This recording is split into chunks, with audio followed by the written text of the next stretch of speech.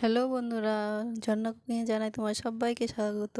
আজকে আমি নিরামিষ পনির মশলা রেসিপি নিয়ে এসেছি। তোমরা সম্পূর্ণ ভিডিও দেখো আর আমার চ্যানেলটিকে সাবস্ক্রাইব করো। আমি এখানে নিয়েছি কাজু বাদাম, মগজদানা, পোস্ত আর নিয়েছি কাঁচা লঙ্কা আর আদা। মশলাগুলো আমি সব বেটে নিয়েছি শিলপাটায়, রেখে দেবো এক সাইডে।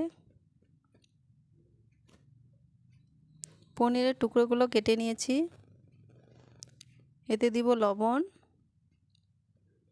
আর দিব হলুদ। এবার ভালো করে হাত দিয়ে মেখে নেব।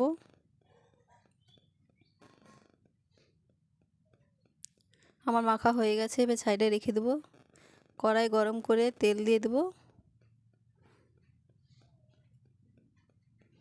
তেল গরম হয়ে গেছে, এবার দিয়ে দেবো পনির। এবার মিডিয়াম ফ্লেমে আমি সবগুলো পনির ভেজে নেব। পনিরগুলো আমার ভাজা হয়ে গেছে, এবার তুলে রেখে দেবো।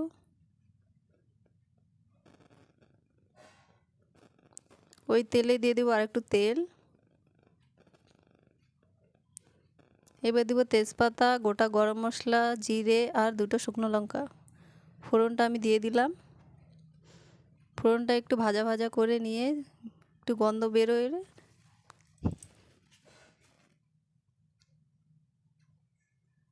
এতে দিয়ে দিব আমি এক এক করে মশলা, জিরে আর ধনে বাটা,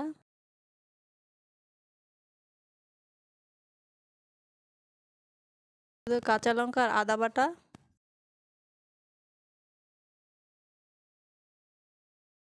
অল্প নেড়ে চেড়ে দিব। দিয়ে দেব কাজু, মগজ আর পোস্ত বাটা।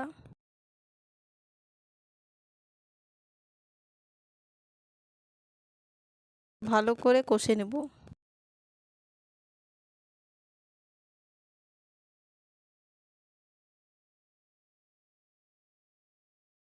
ধুয়ে জলটা দিয়ে দেব। এবার দিব কাশ্মীরি রেড চিলি পাউডার,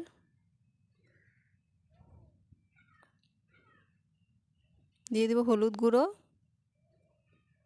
আর দিয়ে দেবো স্বাদ অনুসারে লবণ।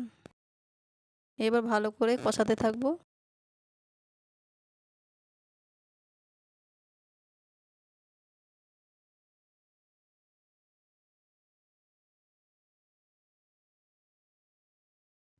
মশলাটা আমার কষানো হয়ে গেছে, তেল ছেড়ে দিচ্ছে।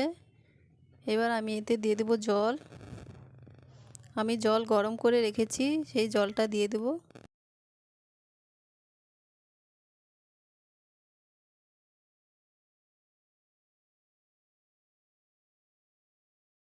জল দিয়ে এবার ফুটতে দেব ঝোলটাকে আমার।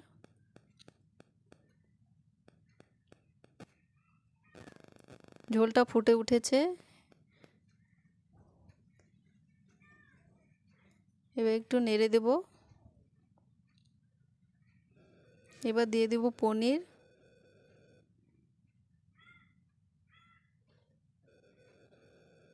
পনির দিয়ে একটু নাড়তে থাকবো। বেশি জোরে নাড়া যাবে না, হালকা হালকা করে নাড়তে হবে।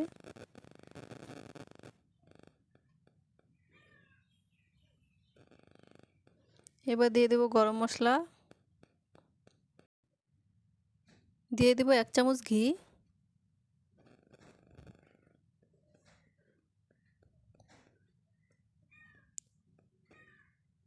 ঘি দিয়ে এবার একটু নাড়তে থাকবো। এবার এভাবে হয়ে গেল আমার পনির মশলা নিরামিষ। এইভাবে আপনারাও বাড়িতে ট্রাই করুন।